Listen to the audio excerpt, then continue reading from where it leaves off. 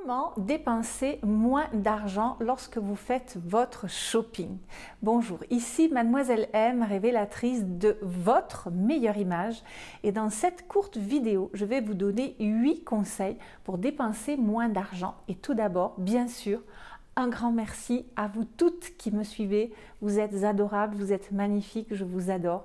Et je vous remercie d'être là, de partager, de liker, de commenter, de me faire des suggestions de vidéos. Que je suis, ça prend peut-être du temps, mais voilà, on arrive. Et aujourd'hui, on va donc voir ensemble comment dépenser moins. Si vous me suivez, vous savez que je suis une partisane du less is more, c'est-à-dire moins c'est plus, et donc investir dans la qualité plutôt que dans la quantité.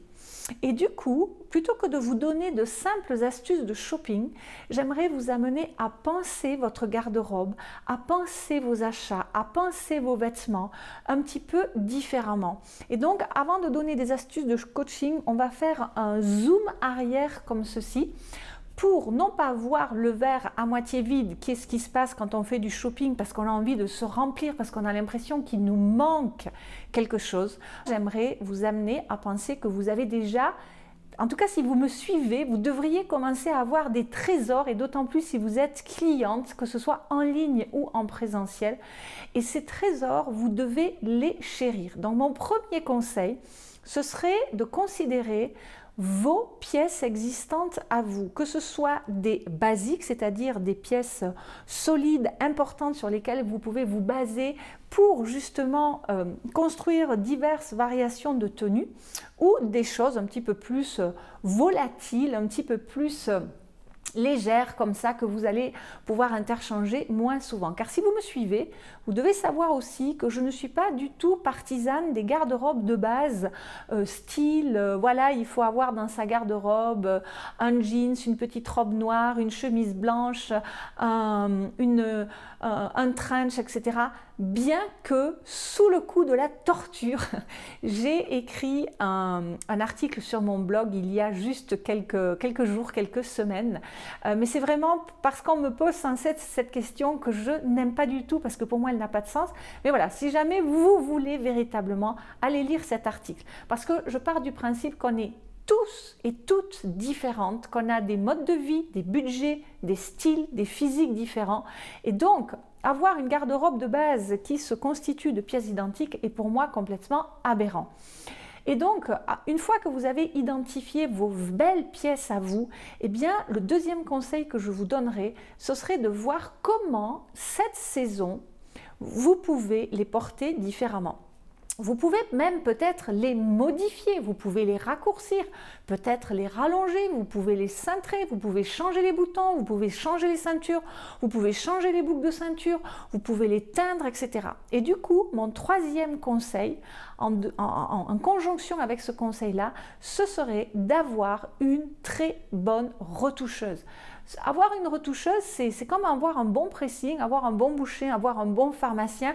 Ça devrait faire partie de votre réseau proche comme ça de personnes. Donc, partir des pièces existantes, les transformer peut-être, avoir une bonne retoucheuse, et à partir de là, vous reconstituez une garde-robe de base, c'est-à-dire savoir que cette saison, vous aurez besoin de telle et telle pièces pour vous constituer telle et telle tenue qui vont devenir votre garde-robe de base. Et du coup, vous allez ainsi pouvoir dresser une liste d'achats.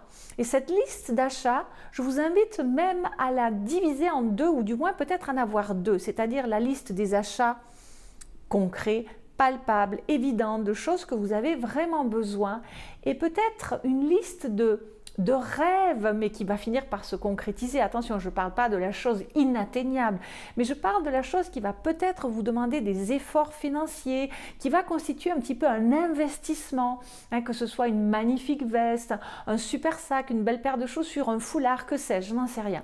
Ça, c'est vous qui décidez. Et donc d'avoir ce que les Anglais appellent cette wish list, hein, c'est-à-dire la liste de désirs, la liste d'espoir, comme ceci, qui va vous aider à tenir le cap lorsque vous serez dans les magasins et que vous serez peut-être tenté de dépenser inutilement, ou en tout cas bêtement, votre argent dans des achats pas toujours très fondés, etc.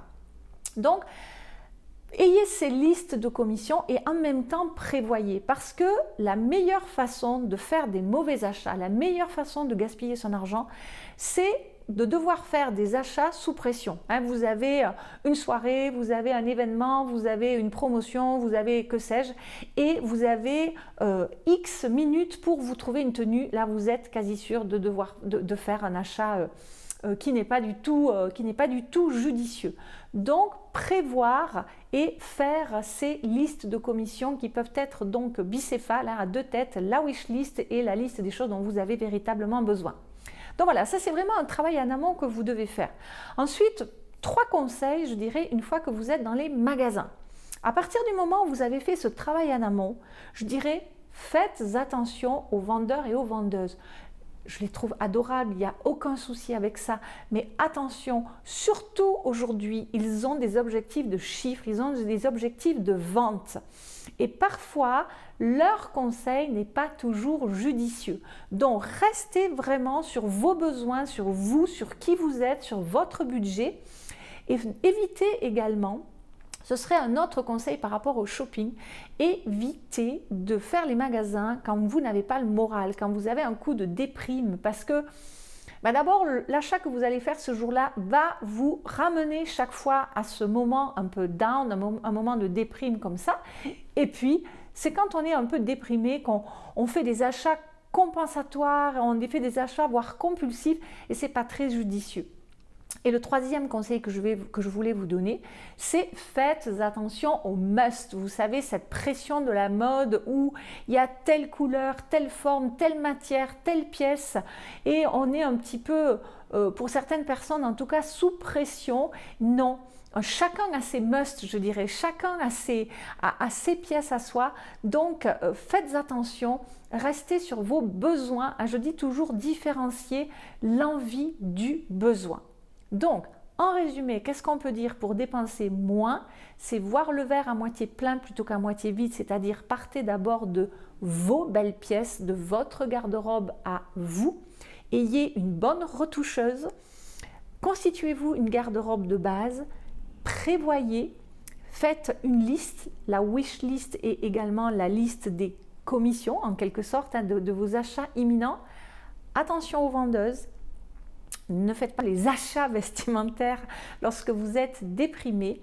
Et enfin, attention aux must de saison. Restez centré sur vous-même. Voilà, j'espère que ces 8 conseils, il y en a d'autres, il y en a bien d'autres. Il vous suffit de parcourir certaines vidéos. Mais voilà, j'ai rassemblé dans cette courte vidéo 8 de ces conseils.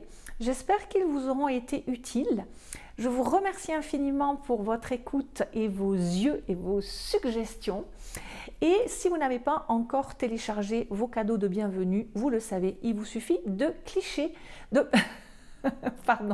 il vous suffit de cliquer sur la fiche donc en haut à droite où vous pourrez récupérer un ouvrage de plus de 140 pages sur la psychologie des 12 principales couleurs.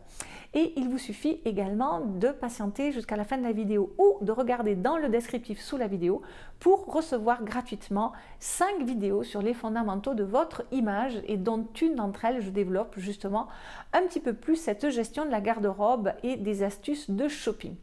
C'était Mademoiselle M, révélatrice de votre meilleure image. Bye bye!